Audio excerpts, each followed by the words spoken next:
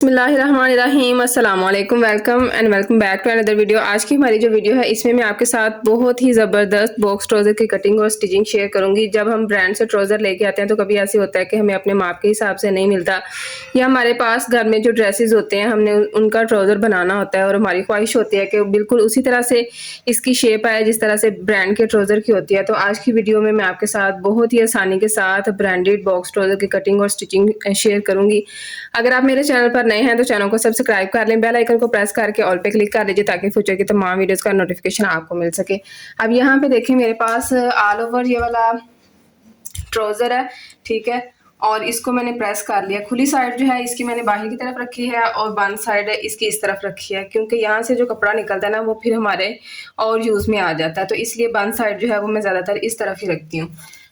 इसके बाद यहाँ पे देखें कि ये जो ऊपर वाला फैब्रिक है इसमें थोड़ी सी उरेब है, तो यहाँ से पहले हमने इसको सीधा, ठीक है, यहाँ से ये जो फैब्रिक टेढ़ा है इसको हम यहाँ से पहले सीधा कर लेंगे,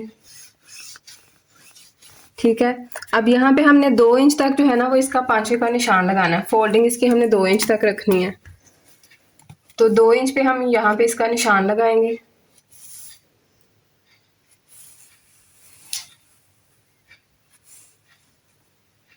और इस निशान को भी हमने यहाँ पे सीधा कर लेना है।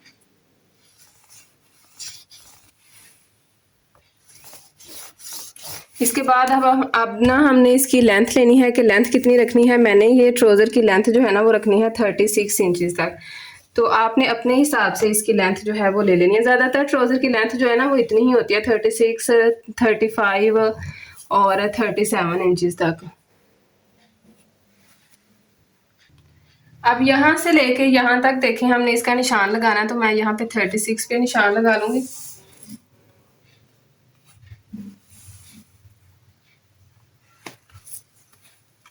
और इस निशान को भी हमने यहाँ से सीधा कर लेना। अब हमने इसका इलास्टिक का निशान लगाना है, तो इलास्टिक जो है ना वो मेरे पास इतनी ज़्यादा चौड़ाई वाली नहीं है, दिखा देती हूँ। इलास्टिक जो है ना तो ये तकरीबन 1 इंच तक चौड़ी है, तो मैं 1.5 इंच तक जो है ना वो इसका यहाँ पे इलास्टिक का निशान लगाऊंगी। अगर आपकी इलास्टिक 1.5 इंच तक चौड़ी है तो आपने 2 इंच पे इसका निशान लगाना है। तो यहाँ पे 1.5 इंच पे इसका निशान लगाती हूँ। अगर 2 इंच रखूंगी तो फिर ट्राउज़र जो है 1/2 इंच और लंबा हो जाएगा, तो ये ट्राउज़र पहले ही बिल्कुल ठीक है, तो इसलिए मैं यहाँ पे 1 इंच और 5 पॉइंट पे निशान लगा रही हूँ।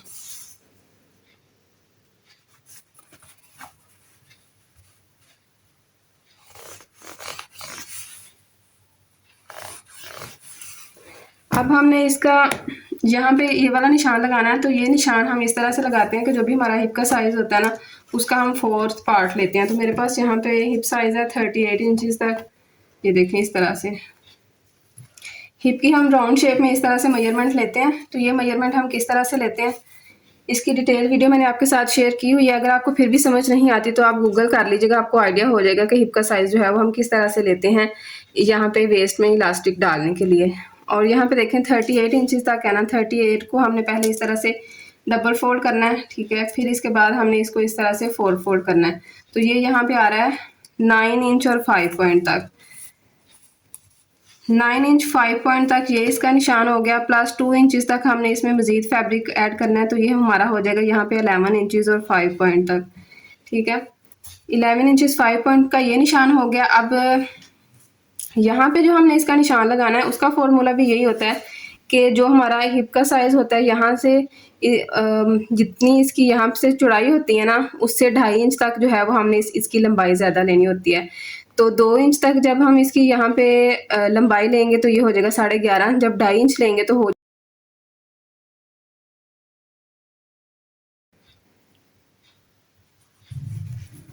और जितना निशान ये है ना इसका 11.5 है, पहले यहाँ पे भी 11.5 इंच तक इसका निशान लगाएंगे, 11.5 इंच, ठीक है।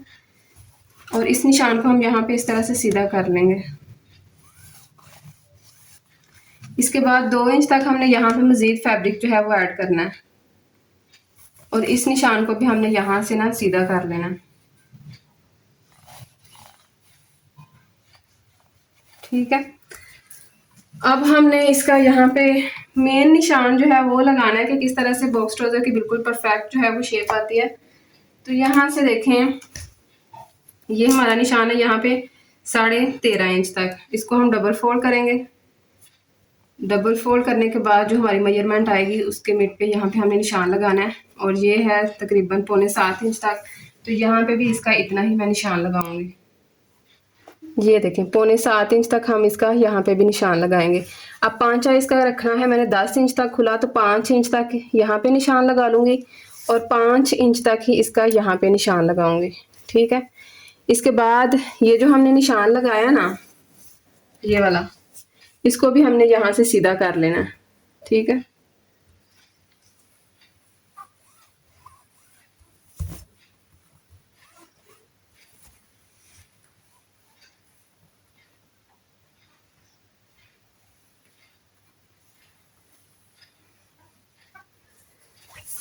अब ये जो निशान है हमारा, इसका भी हमने मिड पॉइंट लेना है। तो ये 23.5 इंच तक आ रहा है, तो इसको हम इस तरह से डबल फोल्ड करेंगे तो ये इसका यहाँ पे मिड पॉइंट आ जाएगा। अब इस निशान को भी हमने यहाँ पे जो है ना वो सीधा कर लेना।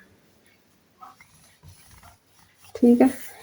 अब यहाँ पे हमने 10 इंच तक इसका पांचा रखा था, तो यहाँ पे भी हमने दोनों साइडों पे 5-5 इंच तक इसका निशान लगा लेना। बहुत ही आसान कटिंग है और बहुत ही आसानी के साथ मैंने आपको समझाने की कोशिश की है। उम्मीद करती हूँ कि आपको इसकी अच्छे से समझ आ जाएगी।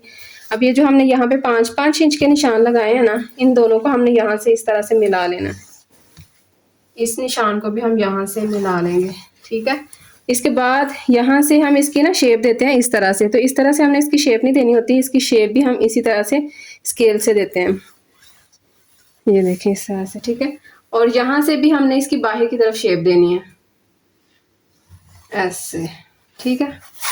तो ये फ्रंट का हमारा जो ये वाला हिस्सा है, इसकी यहाँ पे मार्किंग हो चुकी है।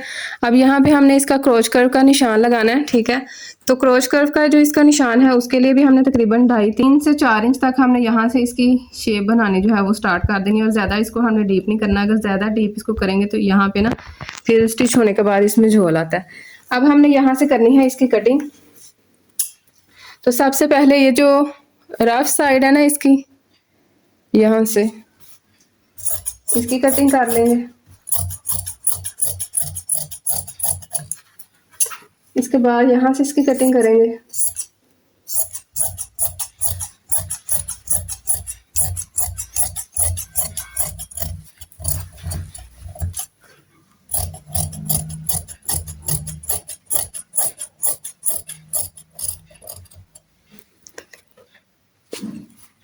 और यहाँ से भी इसकी कटिंग कर लेंगे।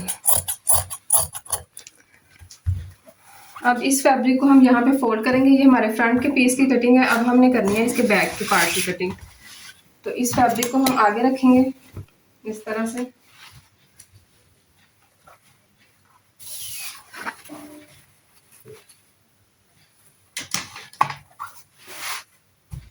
और ये जो हमने फ्रंट के पार्ट की कटिंग की है ना, इसको भी हम इसके ऊपर यहाँ पे इस तरह से अच्छे से सेट कर लेंगे। अब हमारा थोड़ा सा काम है, क्योंकि मार्किंग हमारी ज्यादा जो है वो फ्रंट के पार्ट पे ही हो जाती है। अब ये जो निशान है ना, इस निशान को भी हमने यहाँ पे इस तरह से सीधा कर लेना। इस निशान को भी हमने यहाँ पे सीधा कर लेना। इस निशान को भी सीधा कर लेना, और ये जो निशान है इसको भी हमने यहाँ पे इस तरह से सीधा कर लेना। सबसे पहले हम यहाँ पे इसका 2 इंच का निशान लगाएंगे ऐसे, फिर ऊपर की तरफ इसका 2 इंच का निशान लगाएंगे। ठीक है, ऐसे। फिर इसको हमने यहाँ पे इस तरह से एक शेप देनी है, ये देखें ऐसे। ठीक है। फिर अब यहाँ पे हमने इसका निशान लगाना है 2 इंच पे। इस निशान को भी हम यहाँ पे इस तरह से सीधा कर लेंगे। अब यहाँ पे भी इसकी हमने कर्व की शेप देनी है, लेकिन पहले यहाँ पे हम 2 इंच का निशान लगा लेंगे इसका, और इस तरह से इसको शेप दे लेंगे। अब ये वाला जो निशान है ना बैक साइड की तरफ, ये हमने 2-2 इंच के बढ़ाने हैं यहाँ पे। ठीक है। यहाँ पे भी 2 इंच पे और यहाँ पे भी 2 इंच पे हमने इसका निशान लगाना है। इसको हम यहाँ पे इस तरह से सीधा कर लेंगे, और इस निशान को हमने इस तरफ को जो है वो इस तरह से सीधा कर लेना। अब यहाँ से इसकी कटिंग करेंगे।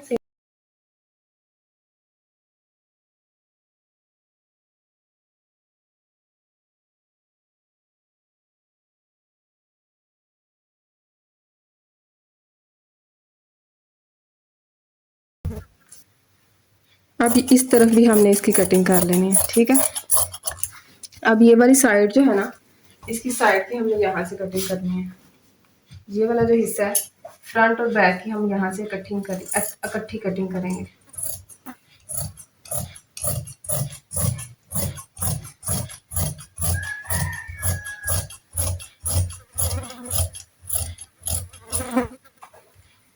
ठीक हो गया।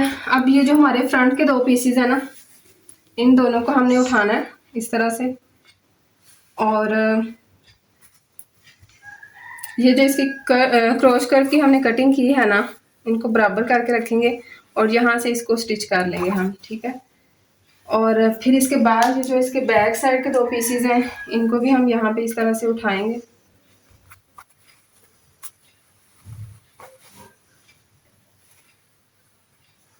ये देखें इस तरह से, और इसको भी हमने यहाँ से स्टिच कर लेना है। अच्छा जी, ये फ्रंट साइड की क्रॉस कर्व का हिस्सा है, इस पे हमने यहाँ पे सिलाई लगा लेनी है। इसके बाद जो इसकी बैक साइड का हिस्सा है उस पे भी सिलाई लगा लेनी है। सारी डिटेल मैंने आपके साथ शेयर की है ताकि अगर आप पहली दफ़ा वीडियो देख रहे हैं या आप बिगनर हैं तो आपको किसी भी किस्म का कोई भी इशू ना हो इस तरह का ट्राउज़र बनाते हुए। अगर आपको फिर भी किसी चीज़ की समझ नहीं आती तो आप कॉमेंट बॉक्स में पूछ सकते।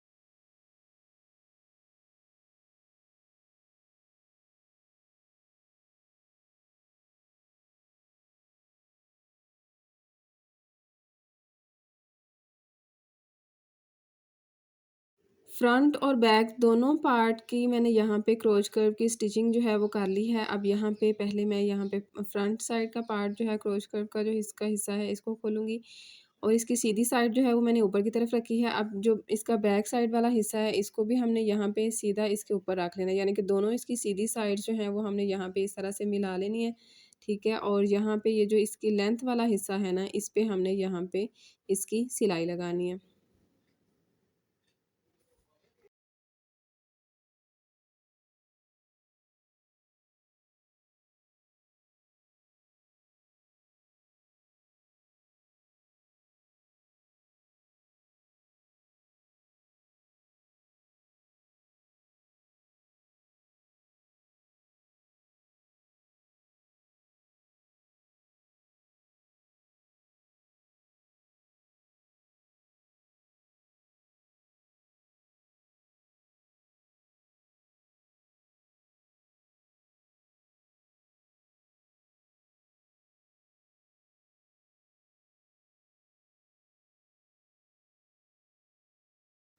दूसरी साइड की भी सेम इसी तरह से जो है वो सिलाई लगाएंगे। थोड़ा-थोड़ा सा वीडियो में मैंने वॉइस ओवर जो है वो कम किया है ताकि आप ज़्यादा फ़ोकस जो है वो सिलाई पे दें, और जहाँ मुझे लग रहा है कि मैं आपको साथ-साथ इसकी डिटेल बताऊँ वो भी मैं आपको इसके साथ-साथ जो है वो बता रही हूँ। तो यहाँ पे देखें इसकी दूसरी साइड जो है ये भी तकरीबन कंप्लीट होने वाली है। बहुत ही आसान ये वाला तरीका है और ट्राउज़र की लुक जो है वो बहुत ही अच्छी आती है, बहुत ही कमाल की आती है। आप इसको ज़रूर ट्राई कीजिएगा। अब यहाँ पे हमने फ्रंट साइड की तरफ ना इसमें इलास्टिक लगानी है। अगर आपने फ्रंट साइड की तरफ इसमें बुकरम लगा के तो 7 इंच का गैप छोड़ के फिर हमने इसमें इलास्टिक लगानी है। यहाँ पे देख लें कि ये जो क्रोच कर्व वाला दोनों साइड का हिस्सा है ये पहले मैंने स्टिच किया, फिर इसकी ये जो साइड की लंबाई वाला हिस्सा है इसको मैंने यहाँ पे इस तरह से जो है वो स्टिच कर लिया है, ठीक है। ये देखें,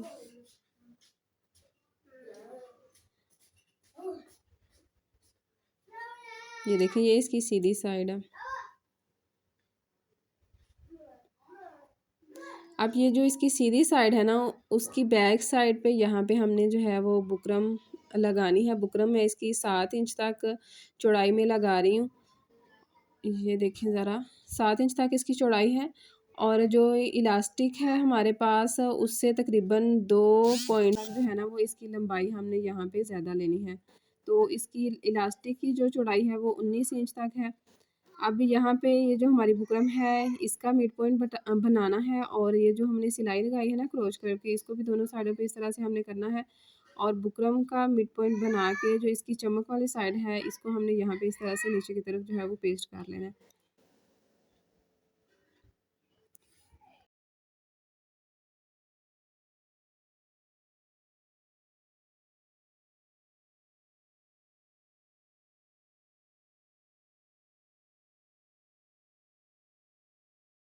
दोनों साइडों से इस तरह से हम इलास्टिक को रखेंगे और यहाँ से हमने ना इसको स्टिच करना है। और एक बात यहाँ पे मैं आपके साथ और यहाँ शेयर करना चाहूँगी कि जो बिगनर्स हैं ना, उनको कभी इशू हो जाता है कि यहाँ से कपड़ा जो है वो फ़ोल्डिंग में ज़्यादा चला जाता है। तो आप ना 2-2 पॉइंट तक इस तरह से फुल गोलाई में जो है ना, वो इसको प्रेस कर लें, तो इससे ये मसला भी नहीं होता। और यहाँ पे जो हमने बैक साइड बड़ी रखी थी, तो वो कपड़ा जो है उसमें झोल आता है या चुन्नट उसमें डालना पड़ता है, तो इसमें वो भी नहीं डालना पड़ेगा। यहाँ पे आप देख लीजिएगा कि कोई भी इसमें चुन्नट वगैरह मैंने इस नहीं डाला। अब दोनों साइडों की इलास्टिक जो है वो हमने यहाँ से स्टिच कर लेनी है। ये वाला टाँका जो है इसका कोई मसला नहीं है, ये हम राफ़ी लगाते हैं। बाद में अगर हमें लगे कि सिलाई के ऊपर सिलाई नहीं आई, तो इस टाँके को हम निकाल भी सकते हैं। अब यहाँ से जो है ना, सिलाई इसकी हमने किस तरह से लगानी है, इसको हम आपने जो है वो ध्यान से देखना है। पहले हमने इलास्टिक वाली साइड से इसकी सिलाई जो है वो स्टार्ट करनी है। स्टार्टिंग से सिलाई को हमने अच्छे से सिक्योर कर लेना है।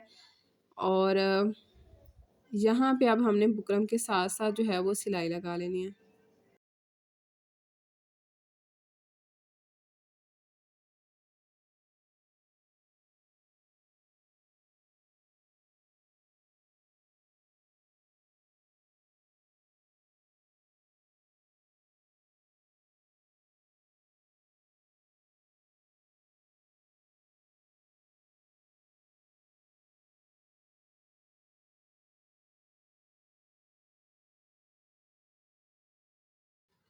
अब यहाँ पे देखें कि जब हमने ये वाली सिलाई लगानी है ना, पहले तो जो बुकरम पे सिलाई लगाई थी वो बुकरम के ऊपर सिलाई हमारी लगी थी, लेकिन ये जो सिलाई हमने लगानी है, ख्याल रहे कि हमारी इलास्टिक के ऊपर सिलाई यहाँ पे नहीं आनी चाहिए।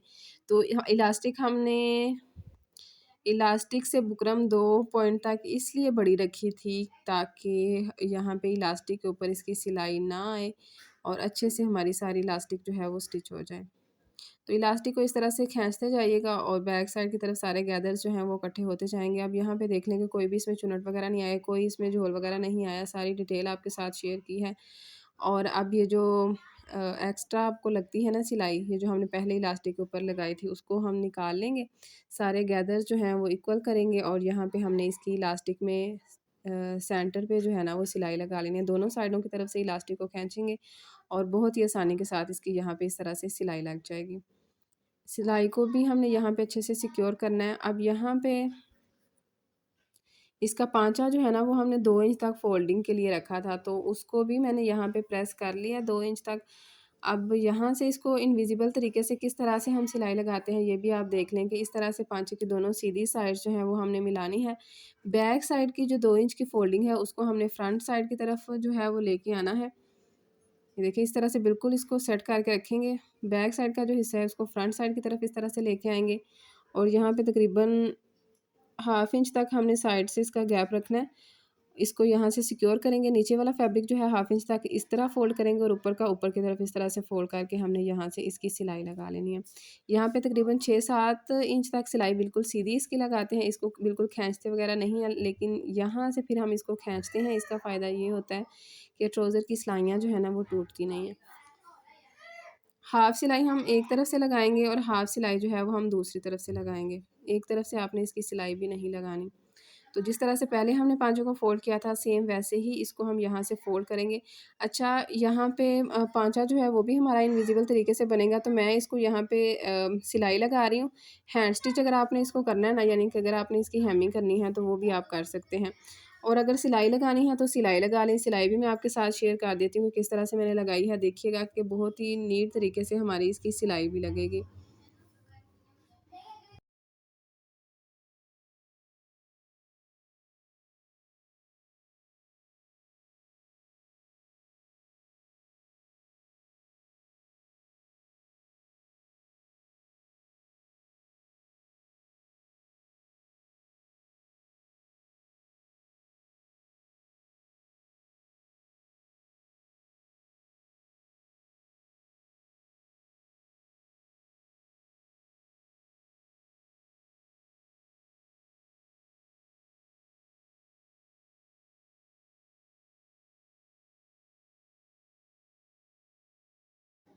इसकी फ़ाइनल लुक भी आप यहाँ पे देखें, मैंने आपके साथ शेयर की है और अपना फ़ीडबैक भी मेरे साथ जो है वो ज़रूर शेयर कीजिएगा कि आज की वीडियो यहाँ पे देखें कि इसकी कटिंग और जिस तरह से हमने की थी उसी तरह से बिल्कुल नीट तरीके से जो है वो इसकी स्टिचिंग हुई है।